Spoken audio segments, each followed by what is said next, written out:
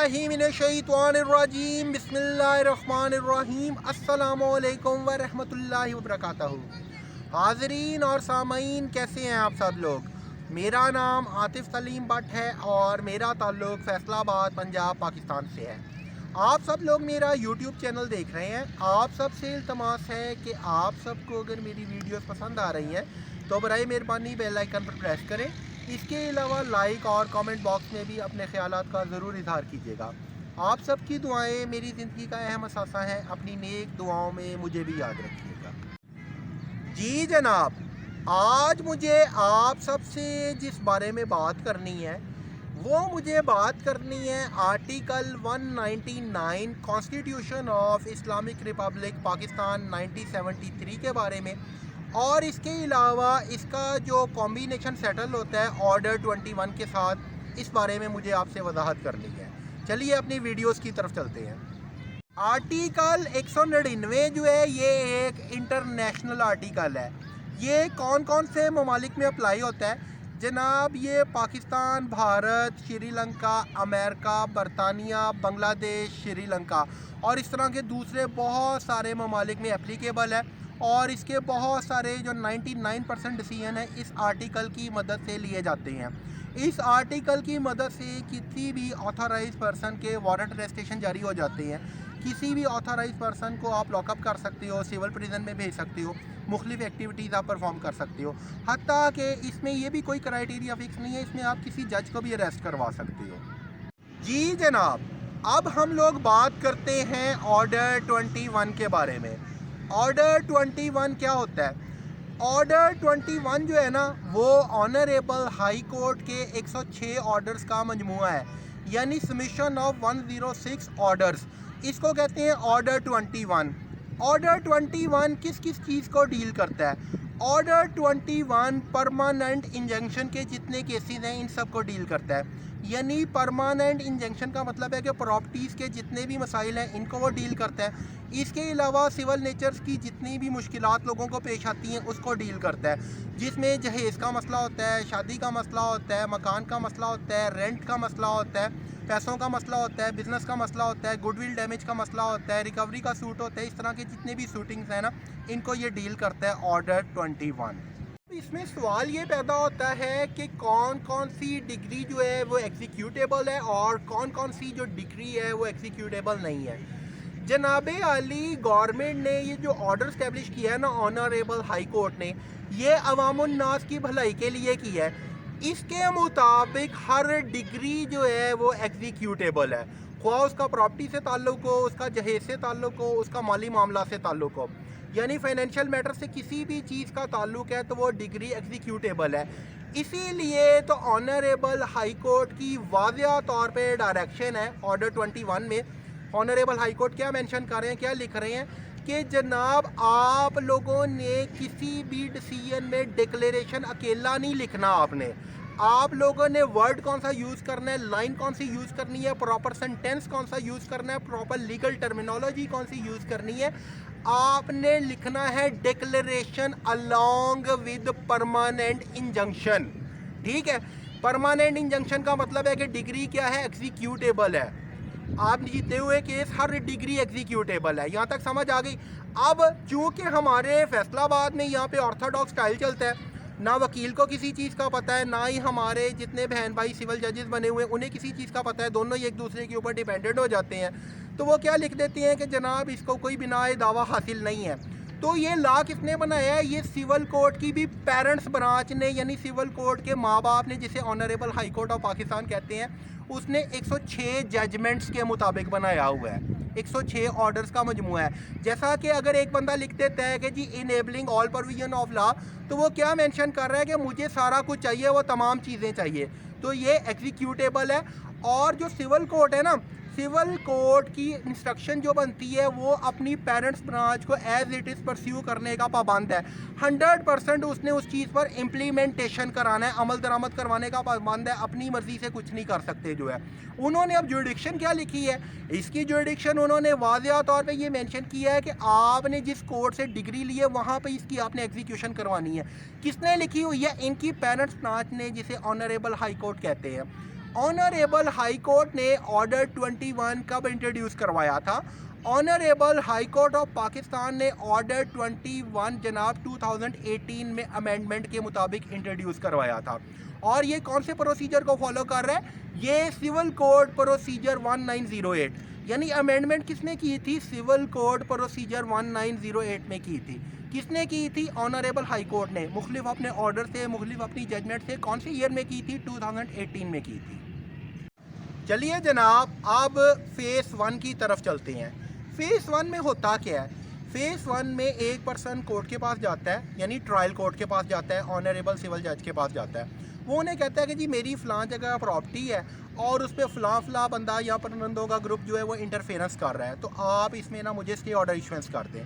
तो honourable court उसको stay order की इशुएंस कर देता है बिहाफ पर, उसके बैकग्राउंड और लॉजिक को मद्देनज़र रखते हुए, डॉक्यूमेंटेड एविडेंस फाइल को देखते हुए। स्टे ऑर्डर अब उसने ले लिया, उसका ट्रायल चला, उसके ट्रायल का कंप्लीशन हुआ। ट्रायल के कंप्लीशन के बाद एक्स पार्टी डिसीजन उस बंदे की फेवर में आ जाता है, यानी ऑलमोस्ट 10 मंथ्स जो है वो ट्रायल चला है।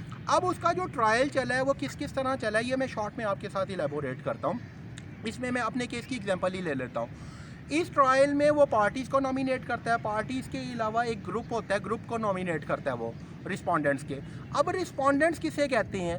लीगल टर्मिनोलॉजी में रिस्पोंडेंट्स ऐसे लोगों को कहते हैं जो मल्टीपल लोग होते हैं, यानी जिसमें ग्रुप ऑफ पीपल होता है, ग्रुप ऑफ मेट्स होता है जो एलिसिट एक्टिविटीज़ परफॉर्म करते हैं। ये तमाम ग्रुप के ऊपर एप्लीकेबल है। इसे अंग्रेज़ी में रैम्प भी कहा जाता है, इसे रिस्पोंडेंट भी कहा जाता है, इसे ग्रुप ऑफ पीपल्स भी कहा जाता है, इसे जजमेंट डेटर्स भी कहते हैं। ठीक है। अब उस केस में हुआ क्या? उस केस में इतना तफसीली ट्रायल हुआ और मुसलसल के एडजॉर्नमेंट देते रहे वो जनाब जजमेंट डेटर्स को कि आप आएँ, अपना फ़ीडबैक जमा कराएं। उन्होंने कोई फ़ीडबैक नहीं जमा कराया, ना वो कोर्ट में आए, ना उन्होंने अपीयरेंस शो की। इसरार अहमद गिल उनकी तरफ से एक वकील था, सिर्फ 1 टाइम आया, अपना लाइसेंस पेश किया, उसके बाद आया ही नहीं।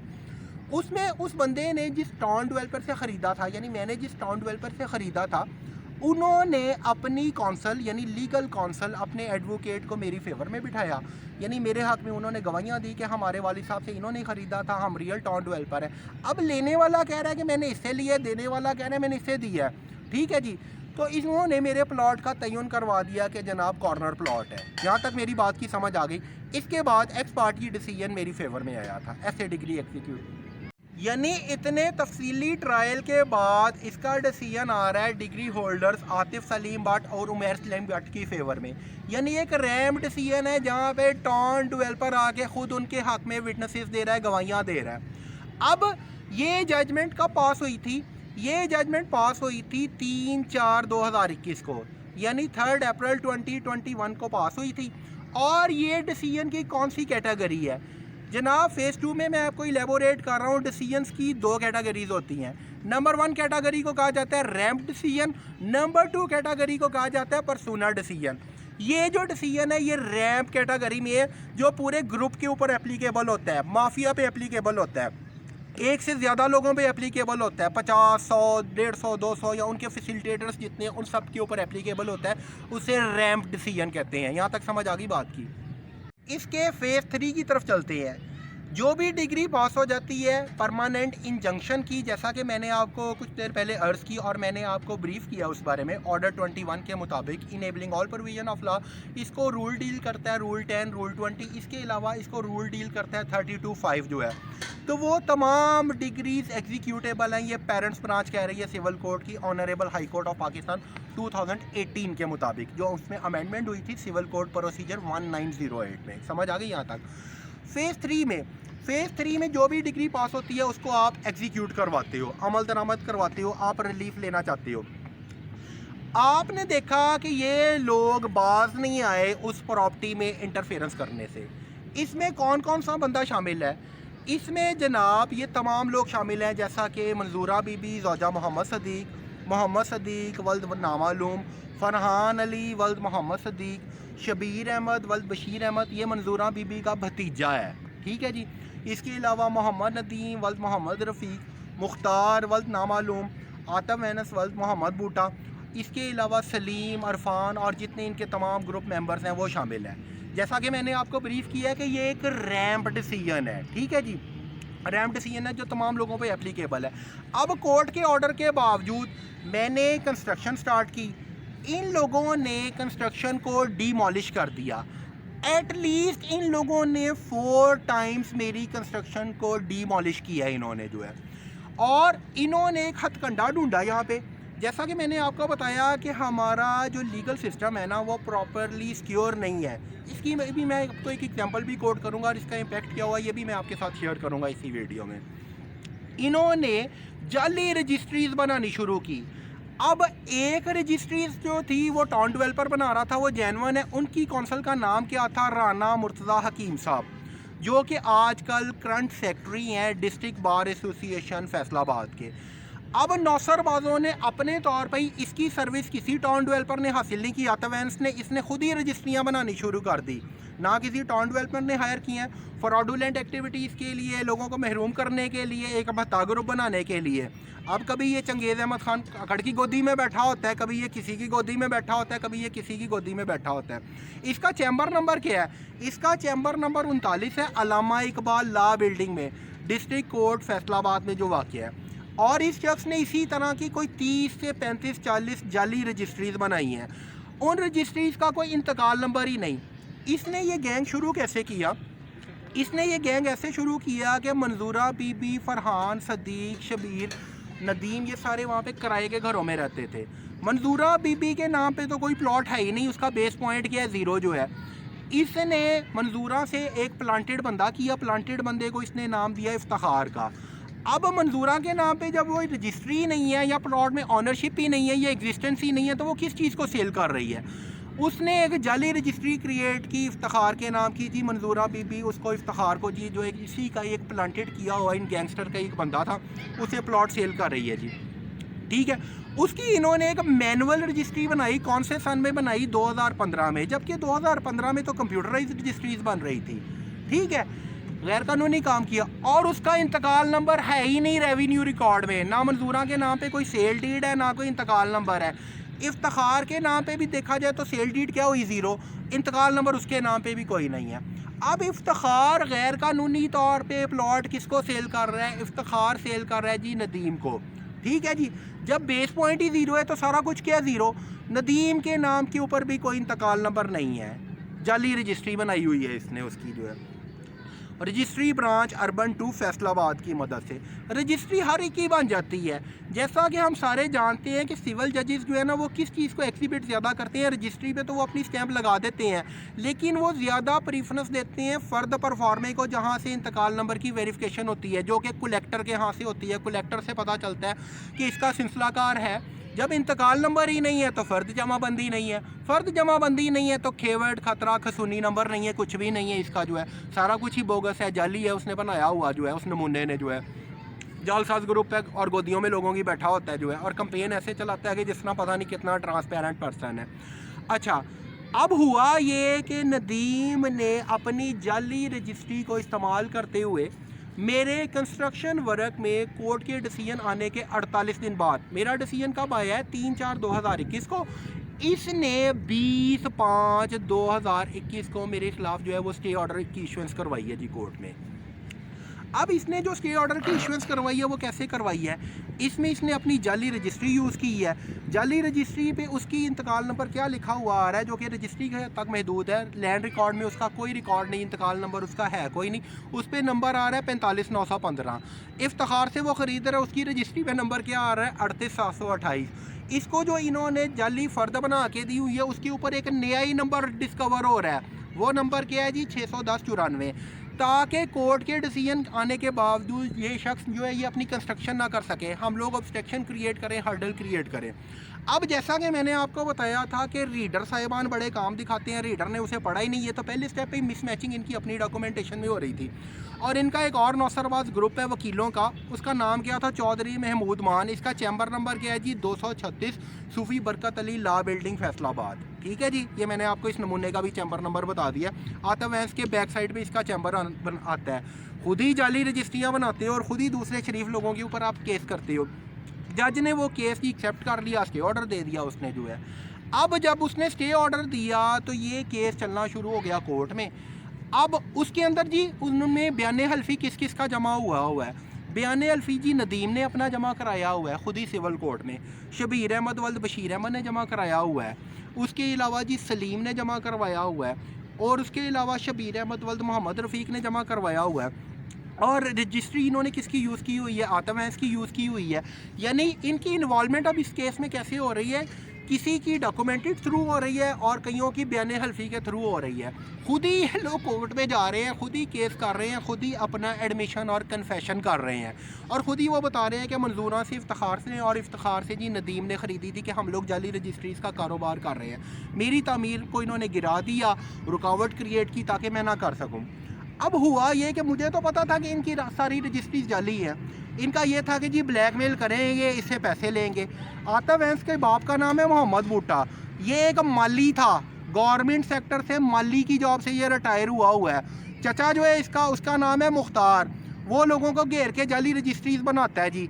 यानी पूरा टब्बर ही चोरों का है इनका जो है, माशाल्लाह जी क्या कारनामे है। और इसके अलावा शबीर अहमद बशीर अहमद जो है ये भी पूरा टब्बर ही चोरों का है। बशीर अहमद ने भी गंद डाला हुआ है और अली अहमद इसके दादे ने भी गंद डाला हुआ था। जो चूड़ा चुमाड़ जो है वो उधर किराए के घर में रहता है और उसमें इंटरफेरेंस कर रहा है। शबीर अहमद वल्द बशीर अहमद कर क्या रहा है जी, मुख्तलिफ लोगों को खुद ही स्टे ऑर्डर लेके नदीम का दिलवा के हमारे प्लॉट में एंटर करी जा रहा है, तोड़ फोड़ करी जा रहा है। ये सारे घुसे हुए हैं उसमें। तोड़ फोड़ के अलावा लोगों को फर्दर सेल करी जा रहा है और उनसे कभी एडवांस पकड़ रहा है, कभी डाउन पेमेंट पकड़ रहा है, कभी कुछ पकड़ रहा है, कभी कुछ पकड़ रहा है। और मेरे प्लॉट में कोर्ट ऑर्डर के बावजूद ये है, जैसा कि मैंने बताया कि इन्होंने 20/5/2021 को लिया, यानी कोर्ट के ऑर्डर के 48 दिन के बाद। ठीक है, अब इसमें हुआ क्या कि जैसे ही इसकी प्रोसीडिंग स्टार्ट हुई, एज़ यूजल इनके पल्ले तो है कुछ नहीं, इनकी कौंसल गायब हो गई। अब जज ने हर पेशी पे जी इनका इंतज़ार करने बैठ जाना। जज कौन था जी, चौधरी मोहम्मद शफीक वैस जो था। मुझे पता चला कि जज ने यह हरकत की है। मैंने स्पेशल परमिशन ग्रांट करवाते हुए उस जज चौधरी मोहम्मद शफीक वैस जो कि सिविल जज क्लास 2 था, उसके against he honourable supreme court of Pakistan में पिटीशन लॉन्च कर दी। क्योंकि मैं तो लॉ को बड़े अच्छे तरीके से जानता हूँ ना, मुझे नहीं पता वो बेचारा नियर टू रिटायरमेंट था, ना मैं कभी उससे मिला हूँ, ना मैं कभी गया हूँ। अब इनकी तरफ से कौंसल आ कोई नहीं रही थी। इन्होंने मेरे मुख्तलिफ रिश्तेदारों के घरों में जाना शुरू कर दिया, मेरे वालिद साहब के शागिर्दों को ट्रेस आउट करना शुरू कर दिया कि जी हम सिफारिश करें, हम ये करें, वो करें। इनके एरिया के एक बंदा है, उसका नाम है जनाब गुलशन साई। वो रात को ही मुँह उठा के 11 बजे मास्टर स्टार साहब के घर ही पहुँच गया जी। पूरा टब्बर ही चोरों का है और पूरा एरिया तो कोई काम करता ही नहीं है, नौसरबाज लोगों पर मुश्तमिल है ये लोग, और तो कोई काम करते ही कोई नहीं है। ठीक है जी, उनको जाके उसने ना जान खानी शुरू कर दी और फजूल वो बंदा ना बोंगियाँ मारी जाता है, बकवास करी जाता है मुख्तलिफ़ किस्म की जो है। अब मुख्तलिफ हेयरिंग चलती रही, मैंने उधर से काम तेज़ कर दिया। ज़ाहिर बात है कि honourable supreme court of Pakistan की प्रोसीडिंग थी, उसके मुताबिक ऑर्डर 39 रूल 4 को अगर आप देखते हो ना, जज से अगर कोई गलती हो जाती है तो जज उसे खारिज करने का मजाज है। मैंने उन्हें कहा कि जी मुझे ये बंदा बताइए कौन से लॉजिक के तहत इसने की है। इसमें एक तो टाइम बार्ड की लिमिटेशन पहले ही ओवर हो गई है, 30 दिन का टाइम होता है, ये 45 दिन बाद कर रहा है। दूसरा, जाली रजिस्ट्रियाँ चला रहा है। तीसरा, इनकी मिसमैचिंग हो रही है इनकी अपनी डॉक्यूमेंटेशन में। वो तो मेरी प्रॉपर्टी में घुस रहे हैं, मेरी प्रॉपर्टी पे कब्जा कंट्रोल करने की कोशिश करते हैं। और इसी चीज़ की honourable supreme court of Pakistan ने 1992 SCMR supreme court monthly review 618 की जजमेंट दी हुई है, जिसके मुताबिक अगर किसी चीज़ का इंतकाल नंबर नहीं है तो जितनी भी रजिस्ट्रीज होंगी वो जाली होंगी, वो बोगस होंगी। वो तो मेरे प्लॉट में घुस रहे हैं, वो केस एक्सेप्ट करके बैठा है, ना सिर्फ केस एक्सेप्ट किया है, उसने स्टे ऑर्डर ही दे दिया है। मैंने वहाँ पे मौक़िफ़ ये इख्तियार किया है कि जनाब इस जज की वजह से जो मेरा नुकसान हुआ है वो किसने भरना है, इसके बाप ने भरना है, चौधरी मोहम्मद शफीक वैस के। अल्टीमेटली इसका नतीजा क्या निकला? इसका नतीजा ये निकला कि चूँकि ये लोग मुख्तलिफ लोगों के पास जा रहे थे, मैं अपने सिटी अवेलेबल नहीं था, हमारी तरफ से जो कौंसल थी वो भी एक नमूना था जी बिलाल रशीद भट्टी। बदकिस्मती से मेरे वालिद साहब का वो भी शागिर्द था, वो भी कोर्ट जाता ही नहीं था, झूठ बोलते रहते थे। एक दिन मैं कोर्ट गया हूँ तो मुझे पता चला कि जी जो मैंने एग्जाम्पल की थी ना, जज साहब छुट्टियों पे है, मैंने जाके काम और तेज़ किया तो जज साहब ही end of the day terminate हो गए यार। जिस चीज़ का आज भी मुझे ना दिली तौर पे बहुत रंज है और बहुत अफसोस है, चौधरी मोहम्मद शफीक वह सिविल जज था फैसलाबाद में, टर्मिनेट हो गया जी सर्विसेज से। क्यों टर्मिनेट हुआ? कि वो जाली रजिस्टरों को एक्सेप्ट कर रहा था, एक रीडर की गलती की वजह से टर्मिनेट हुआ। मेरी कौंसल झूठ बोली जा रही थी, मैंने कोर्ट में जाके देखा तो वो पता चला कि दोनों साइडों से कोई आता ही नहीं है। फिर मिर्ज़ा नईम बेग साहब आए हैं, मिर्ज़ा नईम बेग साहब की अदालत से मैंने इसका डिसीजन अपने हक़ में कराया और ये केस लॉन्च कब हुआ था? 20/5/2021 को, खारिज कब हुआ है? 29/1/2022 को हुआ है। इनकी तरफ से ना कोई आ रहा है, ना कोई डॉक्यूमेंटेशन आ रही है, ना कोई कुछ आ रहा है। तो ये जट्टों के जितने भी ना ये चूड़े चुमाड़ भागी फिरती हैं, इनकी यार डॉक्यूमेंटेशन को एक दफ़ा ना चेक कर लिया करो। इनका तो कोई स्टेटस ही नहीं है, ना इनके लाइसेंस का कोई स्टेटस है। आपका कैरियर ही ना ये टर्मिनेट करवा दें जो है। खैर वो टर्मिनेट हुआ, केस खारिज हुआ, इनकी अदम पैरवी पे जी आई कुछ नहीं रही है जनाब। अब हम लोग फेस नंबर 4 की साइड पे मूव करते हैं। जैसा कि मैंने आपको बताया था कि इन्होंने हर्डल क्रिएट की वो जाली स्टे ऑर्डर लेके, जिसमें जज साहब भी टर्मिनेट हो गए। कुछ देर पहले मैंने आपके साथ शेयर की थी। वकीलों की गलती की वजह से, इन तमाम लोगों की गलती की वजह से, जो कि रिटायरमेंट के बिल्कुल करीब थे, जिसका मुझे दिली तौर पर रंज और गम है आज भी। अब मैं आपको बताता हूँ कि मैंने पुलिस स्टेशन के बहुत ज़्यादा विज़िट किए हैं। इसको डील कौन सा पुलिस स्टेशन करता है? इसको जनाबी अली डील करता है पुलिस स्टेशन सदर, जो कि जेड़ावाला रोड पे वाक़या है। और माशाल्लाह जी करप्शन में ये पुलिस स्टेशन नंबर 1 है। गांव के जानवर तो यार भर्ती किए होते हैं। अब हम लोग अगर एक कुत्ता भी रखते हैं ना, या कुत्ता भी पालते हैं, तो कुत्ता वफादारी करता है। ये आप लोगों ने कैसे जानवर भर्ती किए हुए हैं कि जो ड्यूटी बाउंड होने के बावजूद उसे मैं जज का डिसीजन दिखा रहा हूँ, वो एफआईआर की लॉन्चमेंट ही नहीं कर रहा। उसे मैं बता रहा हूँ कि ये इंटरफेयर कर रहे हैं, वो कर ही नहीं रहा। एक सब इंस्पेक्टर होता था जनाब, असिस्टेंट सब इंस्पेक्टर, उसका नाम क्या था? जुल्फ़कार अली, रिटायर हो चुके हैं आजकल जो है। उसने एफआईआर की लॉन्चमेंट नहीं की, ठीक है जी। फर्स्ट विजिट हुआ, सेकंड विजिट हुआ, कंप्लेन लॉन्च की, कंप्लेन रजिस्टर्ड है, उस पर कोई अमल दरामद नहीं किया जी पुलिस स्टेशन सदर जेड़ावाला रोड फैसलाबाद ने, और अपनी मर्जी के ही रिमार्क्स दिए। उसके अलावा अब केस खारिज हो गया है। ये लोग मुख्तलिफ लोगों को मेरे प्लॉट में एंटर करी जा रहा है, शबीर अहमद वल बशीर अहमद। इसके कॉल रिकॉर्ड भी मैंने डॉक्यूमेंटेड एविडेंस फॉर्म में साथ लगाए हुए हैं, तस्वीरें भी मैंने साथ लगाई हुई हैं। ये तमाम चीज़ें मैंने कोर्ट को कौन सी डेट को पेश की हुई हैं, अटेस्टेड कॉपीज़ लगाई हुई है इसकी, जस्टिस ऑफ पीस की, और इसके अलावा रजिस्टर्ड पुलिस कंप्लेंट की, इनकी जाली रजिस्ट्रियों की, इनका इंतकाल नंबर नहीं है उसकी, गवाहान की, तस्वीरों की, ऑर्डर 21 की हाईलाइटर से हाईलाइट की है। एक दफ़ा नहीं बल्कि मैंने कोर्ट को कम अज़ कम 5 to 6 टाइम असिस्ट किया हुआ है, क्योंकि यहाँ पे जजेस भी बहुत फ्रीक्वेंटली चेंज हो रहे थे। उसके बाद मैंने कमिश्नर फैसलाबाद जाहिद हुसैन साहब होते थे, उन्हें एप्लीकेशन मार्क करवाई, उनसे सीपीओ को गई, सीपीओ से superintendent of police Iqbal town Nabeel Ahmed Khokhar होता था, सीपीओ उस वक्त होता था गुलाम मुबशर मैकन। उसे ना सेल्फीज़ बनवाने का बहुत शौक़ होता था, ठीक है। सरगोदा से आगे कोई गांव है भाई मैकन, वहाँ का वो रहने वाला था, वो नमूना जो था। और उसके बाद वो एसएचओ को पहुंची वहीद शाहिद, जो कि शकील शाहिद का भाई था, जिसे जनाब इमरान खान साहब ने एक दौर में लेबर मिनिस्टर पंजाब बनाया हुआ था। उस पर आज तक इन्होंने ना कोई रिपोर्ट बनाई है, ना कार्रवाई की है, वो जगह जगह से रजिस्टर्ड होके पहुंची हुई है। उसके बाद थर्ड मैंने कंप्लेन लॉन्च की सुपरिटेंडेंट ऑफ पुलिस को, नबील अहमद खोकर था जो आजकल रावलपिंडी होता है। कोई अमल दरामद नहीं इन लोगों ने किया। अब जस्टिस ऑफ पीस में भी ये लोग बयान क्या दे रहे हैं, ये ज़रा हम लोग मुलाहिज़ा करते हैं। ये लोग बयान दे रहे हैं, यही रकबा नदीम ने इफ्तिखार से और इफ्तिखार ने मंजूरा बीबी ज़ौजा मोहम्मद सदीक से 2015 में ख़रीद किया था, ठीक है जी। वो अब लफ्ज़ क्या बोल रहे हैं, यही रकबा। वो पटिशन किस बारे में भी थी? वो पटिशन इस बारे में थी कि मेरी प्रॉपर्टी में इंटरफेरेंस कर रहे हैं, तोड़ फोड़ कर रहे हैं, मेरी कंस्ट्रक्शन को रोक रहे हैं, हर्डल क्रिएट कर रहे हैं। जज के डिसीजन के बाद ही ये लॉन्च हुई ना। और इन्होंने दोबारा हर्डल कब क्रिएट की? इन्होंने की 23/2/2022 को, ठीक है। इनकी तस्वीरें मैंने बनाई हुई हैं, उसके बावजूद कर रहे हैं। अब ये कर क्या रहे हैं? ये खुद ही जाके कन्फेशन कर रहे हैं क्रिमिनल कोर्ट में कि जी मंजूरा बीबी चोर है, फरहान अली चोर है, शबीर अहमद वल बशीर अहमद चोर है, मोहम्मद सदीक चोर है, आतम वैंस चोर है, मुख्तार चोर है, नदीम चोर है, ये सारे चोर हैं। कि हम चोरियां करते हैं, हम तामीरात में रुकावट डाल रहे हैं, हम अदालत के हुक्म की खिलाफ वर्जी कर रहे हैं, हम प्लॉट की पोजीशन चेंज करने की कोशिश कर रहे हैं, हम ब्लैक मेलिंग करते हैं, हम लोग जाली रजिस्ट्रीज बनाते हैं। ये खुद ही कर रहे हैं ना जनाब, उसमें एडमिशन एंड कन्फेशन जो है, मैं कोई ज़बरदस्ती तो नहीं करा रहा। और इनकी कौंसल कौन थी, उसमें कौंसल भी थी जी इनकी रिजवान उमर अवान। वो भी क्या कह रहा है, वो कह रहा है कि जी मेरे ये जितने तमाम रिस्पोंडेंट और नामालूम अफराद हैं ये सारे चोर हैं और ये सारे इंटरफेरेंस कर रहे हैं। वो कह रहे हैं मैं भी इंटरफेरेंस कर रहा हूँ। पुलिस खुद कन्फेशन कर रही है। अब इसका मैंने 15 का एक ओरिजिनल कॉल रिकॉर्ड बनाया था, मैंने कॉल की थी जब ये लोग इंटरफेरेंस कर रहे थे। तो उसमें जो पुलिस है, पुलिस ने अपना बयान चीफ लॉ ऑफिसर पंजाब को क्या रिकॉर्ड करवाया हुआ है कि 23/2/2022 को इंटरफेरेंस हो रही थी।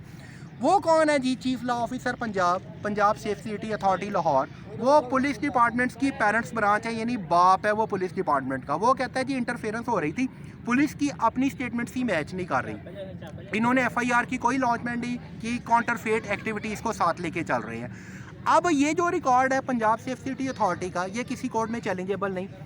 सिविल कोर्ट में ये खुद ही एडमिशन एंड कन्फेशन कर चुके हैं Nadeem versus Atif Salim but petition में। क्रिमिनल कोर्ट में ये खुद ही एडमिशन एंड कन्फेशन कर चुके हैं। इसके अलावा जब मैंने Punjab safe city authority Lahore का रिकॉर्ड मंगवाया था ना, तो वो रिकॉर्ड क्या शो कर रहा है कि ये प्लॉट में घुसे हैं। वो किसी कोर्ट में चैलेंजेबल ही नहीं है। मैंने तो ये तमाम दस्तावेज़ात 25/9/2023 को लगाई हैं, ना सिर्फ लगाई हैं बल्कि एग्जिबिट हुई हैं, कोर्ट की स्टैंप भी लगी हुई है। ठीक है जी, अदालत में ये चीज़ें जमा है और इसके ऊपर बहस भी की हुई है। और मैंने जितने वाक़यात बयान किए हैं, डॉक्यूमेंटेड एविडेंस फाइल भी यही बयान कर रहा है। अब टाइम बार्ड इनकी ओवर हो चुकी है, कोर्ट में इनकी कोई अपीयरेंस नहीं है, ये कोई नहीं रहे, डॉक्यूमेंटेड एविडेंस इनके पास कोई नहीं है तो वो कहाँ है, प्रोडक्शन करें, इसका तो कोई तोड़ ही नहीं है। कभी वो कोई स्टेटमेंट दे रहा है, कभी वो कोई स्टेटमेंट दे रहा है। 5 की तरफ मूव करते हैं। अब इन्होंने जब पंजाब सेफ सिटी अथॉरिटी का मैंने रिकॉर्ड मंगवाया ना, तो वो रैकेट ऐसे नहीं देते। मैंने एप्लीकेशन मूव की थी, ऑनरेबल सिविल कोर्ट के जज थे राना वहीद अहमद खान साहब, उन्होंने प्रोवाइड किया था, उसमें मेरी कॉपी भी आई थी, लेटर भी आया था। उन्होंने मेरे हक़ में गवाही दी थी, जो पुलिस डिपार्टमेंट का बाप है, कि ये तमाम लोग झूठ बोल रहे हैं। CPO झूठ बोल रहा है, इसके अलावा डिस्ट्रिक्ट कोऑर्डिनेटर झूठ बोल रहा है, DSP झूठ बोल रहा है, ASP झूठ बोल रहा है, SP झूठ बोल रहा है, SHO झूठ बोल रहा है। ठीक है जी, जैसा कि मैंने अर्ज़ किया कि ये एक रैम डिसीजन है, तो इसमें पुलिस वाले ऐसे आ जाते हैं। अब मेरी तरफ से पुलिस वालों के एसेट सेल हो, मेरी तरफ से किसी वकील के एसेट सेल हो, मेरी तरफ से किसी जज के एसेट सेल हो, मेरी तरफ से इनके एसेट सेल हो, डिग्री तो मैंने सेटिस्फाई करवानी है ना, ये रूल है, ये लॉ मुझे देता है। हम सब लॉ बाउंड पर्सनैलिटीज़ हैं, हम लॉ से हट नहीं सकते। हमने ट्रू स्पिरिट के साथ लॉ की इम्प्लीमेंटेशन करवानी है। अब शबीर अहमद क्या कर रहा है, शबीर अहमद वल बशीर अहमद जो कि जजमेंट लेटर 5 और बाकी लोग जो हैं, किसी कोर्ट में इनका कोई बयान है, किसी कोर्ट में इनका कोई बयान है, किसी कोर्ट में इनका कोई बयान है। मुख्तलिफ कोर्टों में मुख्तलिफ स्टेटमेंट हैं, बयानात इनके चेंज हो रहे हैं, मिसमैचिंग हो रही है। इसे लॉ की टर्मिनोलॉजी में कहते हैं जी काउंटरफेट स्टेटमेंट। अब इस कोर्ट में एग्जीक्यूशन ऑफ डिग्री में वो क्या कह रहा है, मंजूरा के पास अगर कोई असल रजिस्ट्री होती ना, तो जितने अरसे से ये केस चल रहा है, इसे भी 1 साल से ज़्यादा ड्यूरेशन हो गया, तो मंजूरा बीबी आके कोर्ट में फेस कर रही होती, घर ना बैठी होती। ठीक है जी, बाकी लोग आके फेस कर रहे होते। अब शबीर क्या कह रहा है जी, मुझे जी इतला ही नहीं है। 13/5/2023 की इसे इतला मिली हुई है और विटनेस भी रिकॉर्ड हुई है। विटनेस किसकी है जी, अब्दुल रज़ाक की। इनके एरिया का बंदा है, चक नंबर 225 रेबे का, नवाब टाउन नंबर 1 में रहता है। आप जानते हैं ना, कोर्ट जब भी कोई नोटिस सर्व करता है तो विटनेस लेता है, तो विटनेस की मौजूदगी में इसे हुई है। इसके बावजूद ये डिलिबरेटली नहीं आ रहा। एक नोटिस मेरे पास था, उस पर इसका स्टेटस क्या आ रहा है कि जी ये कह रहा है जी मैंने नोटिस लेना ही नहीं कोर्ट का, मैं किसी कोर्ट में किसी अदालत को मानता ही कुछ नहीं हूँ। ठीक है जी, ये शख्स कह रहा है। रजिस्टर्ड कंप्लेंट्स में भी जगह जगह इसके नाम लिखे हुए हैं, इस नमूने के, और बाकी लोगों के भी लिखे हुए हैं। उसके अलावा ये बाकी जगह आप क्या कह रहा है जी कि मुझे कोई बनाए दावा हासिल नहीं है। और जनाब ये बनाया हुआ है सिविल कोर्ट की पेरेंट्स ब्रांच ने, जिसे ऑनरेबल हाई कोर्ट कहते हैं। मैंने ये अपने घर बैठ के नहीं बनाया हुआ, ये तुम्हारी तरह किसी खोती रेडी स्कूलों के पढ़े हुए वकीलों ने नहीं केस किया हुआ, ये एक कॉम्पिटेंट पर्सन ने किया हुआ है केस जो है। ठीक है, उसका मैं आपको पहले ही बता चुका हूँ, ऑर्डर 21 के मुताबिक मुझे इख्तियार हासिल है और मैं उसको इंजेक्शन को साथ लेके चल रहा हूँ। मुझे कॉन्जुगल राइट्स हासिल हैं, जिसे इंग्लिश में कहते हैं। तीसरा ये लिख रहा है कि जी जज ने जो अरेस्टेशन वारंट जारी किया है 20/6/2023 को, उसमें जी मेरा नाम नहीं लिखा हुआ।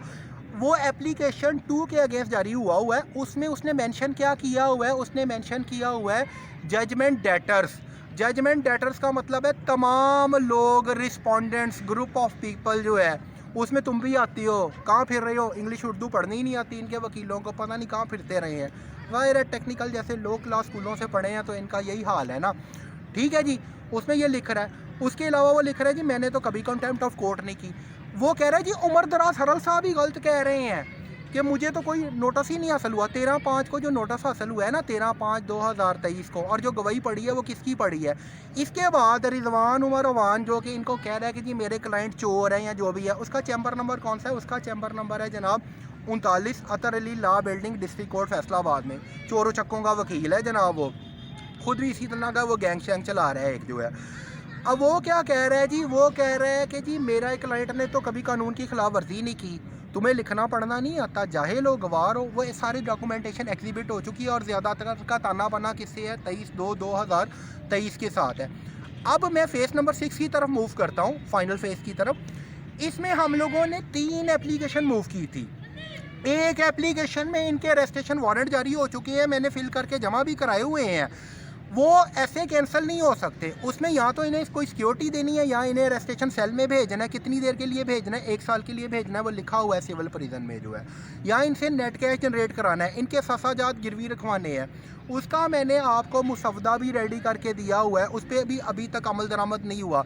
इसके अलावा जो एप्लीकेशन 1 थी वो डिस्टर्ब हुई थी, जिस तरह मैंने आपको बताया कि इन लोगों ने वो कमीशन बना दिया था। कमीशन पे मैंने ऑब्जेक्शन फ़ाइल किए हैं, ऑब्जेक्शन फ़ाइल करके मैंने उस पर एडवांस आर्गूमेंट भी 8/11 का कर दिया हुआ है।